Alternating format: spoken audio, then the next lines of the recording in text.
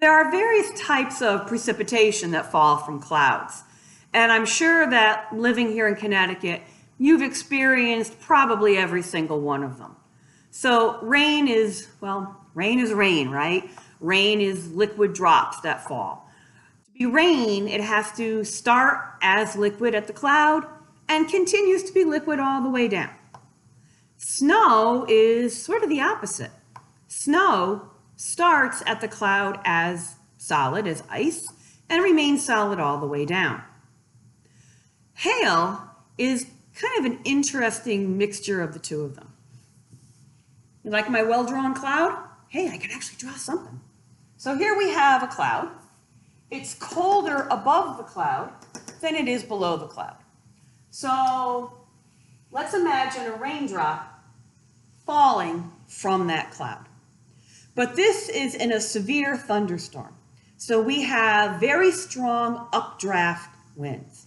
Updraft winds go up. That's why they're called updraft. So this raindrop gets swept up here above the cloud. What are the conditions like above the cloud? They're cold. So what's going to happen to this raindrop?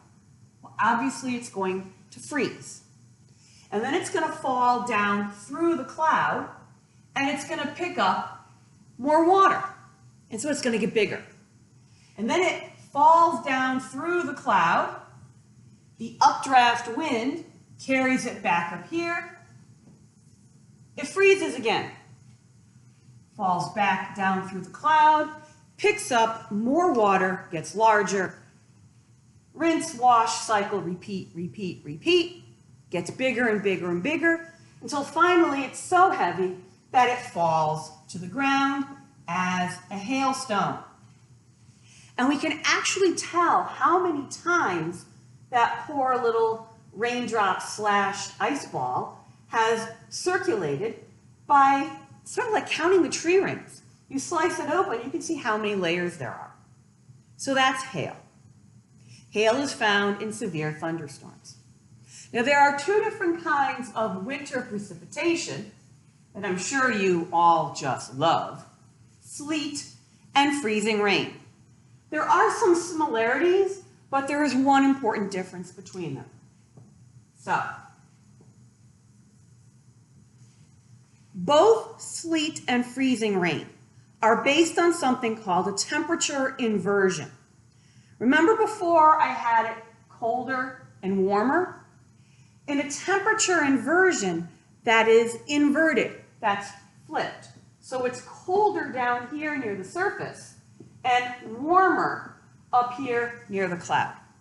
So in both sleet and freezing rain, it starts at cloud level as raindrops. In sleet, when it passes through this cold air, it freezes into a little ice pellet. So in sleet, it turns into an ice pellet before it hits the ground. Now you can always tell when it's sleeting out because you can hear it, right? You hear, right? You can hear the ice pellets hitting your windows. So that's sleet. Freezing rain is a little more insidious and a lot more dangerous. In freezing rain, it stays liquid all the way down and only turns to ice when it touches something.